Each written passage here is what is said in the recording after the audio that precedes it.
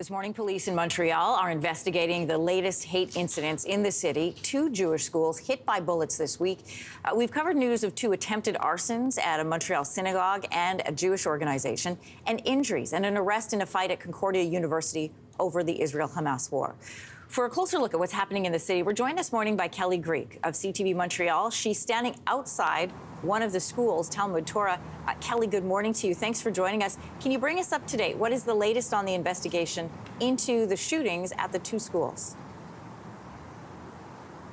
Well, Montreal police confirm there have been no arrests so far in relation to either shooting at these schools. And staff have been showing up this morning, going into the schools. So school will be going on today at both of these schools. They're about 3 kilometers apart.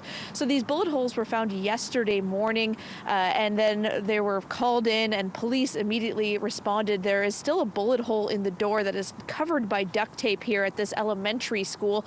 And it stands to reason that a lot of parents here are very concerned about what has happened and the safety of their children. Now, Quebec's education minister went so far as to call this an act of terrorism, saying this is unacceptable to have in Quebec. Montreal's mayor also came out saying this is unacceptable and that we all need to live together. This is in a heavily Jewish neighborhood in Côte-des-Neiges, and there are a few Jewish areas around the city that have been on high alert, considering there have been an increase of hate crimes since the war started. Yeah, and Kelly, we were just showing our viewers that duct tape that you were talking about right by the door handle, so you're sure not to miss it. Tensions, we know, are high. We mentioned there was a violent clash at Concordia University between students over the Israel-Hamas war. How are people in Montreal living with and reacting to these incidents? Well, there's been a lot of protests in Montreal. Montreal is known for having a strong student organizations and strong protest atmosphere. And so many people have been making their points of view heard. I mean, we've seen protests in support of Israel, in support of Palestine, sometimes at the same time. You spoke about Concordia University, where there was that melee.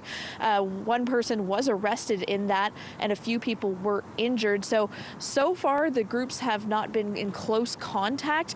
But that one at Concordia University was different. It didn't start with a protest. It really devolved into a situation where people were yelling at each other, some trying to physically snatch some flags out of the other's hands. So we've seen Montreal police be quite vigilant and trying to keep these groups apart when there are protests. I know I've been at one in support of pro-Israel, and there were Palestinian protesters across the street. Police made sure that they were on opposite sides of René Lévesque Boulevard. So it is quite contentious. There are a lot of people here in support of both sides of this conflict. And so Montreal has really become a place where people have been making their voices heard in this war that's happening in the Middle East. People who are from outside of that city of Montreal might be wondering, why does Montreal seem to be such a flashpoint? Well, Montreal has a very large Jewish population, one of the largest Jewish populations in North America. And so that is a strong element of the city. There's a lot of Jewish history as well. There's also a large population of Palestinians and Arab folks that are in the city of Montreal, a lot of people from the Maghreb as well, because they come to Montreal. And there's also a lot of people who have strong connections to that area in Montreal, especially within the student populations and in universities. And so there's a lot of familial connections. A lot of people are worried about their families that might be involved in either in Israel or in Gaza. We've spoken to many people who say we haven't seen or haven't heard from family members in a long time. We're worried about them. We don't know what's going on. We hope they're okay.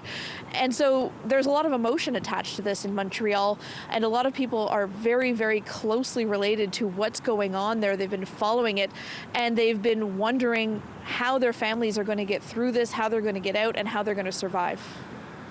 CTV Montreal's Kelly Greek. Thanks for reporting for us this morning, Kelly. Thank you. Hey, thanks for watching. If you liked this, be sure to subscribe here, or you can check out more Your Morning videos right here.